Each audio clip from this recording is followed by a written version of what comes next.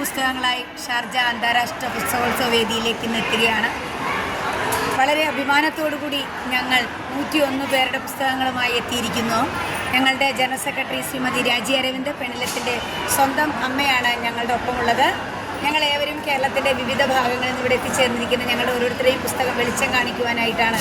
സ്ത്രീ ശക്തിയുടെ ഒരു ഉത്തമ ഉദാഹരണം തന്നെയാണ് ഈ 101 പെണ്ണുങ്ങളുടെ 101 പുസ്തകങ്ങളെന്ന അന്തസ്സോടെ അഭിമാനത്തോടുകൂടി ഞങ്ങൾക്ക് പറയാൻ സാധിക്കുന്നു. അതോടൊപ്പം ഞങ്ങൾ ചേർത്ത് നിർത്തുന്ന കുറേ പുരുഷ പ്രമുഖരായ എഴുത്തുകാരും ഞങ്ങളോടൊപ്പമുണ്ട്. ഇക്കൊല്ലം ഞങ്ങൾ അവരെയും ചേർത്തുകൊണ്ടാണ് ഷാർജയിലേക്ക് എത്തിച്ചേർന്നിരിക്കുന്നത്.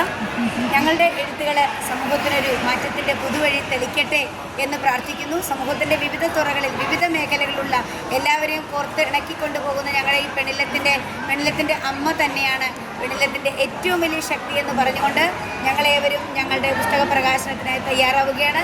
സന്തോഷം, അതിലേറെ അഭിമാനവും ഞങ്ങളിൽ.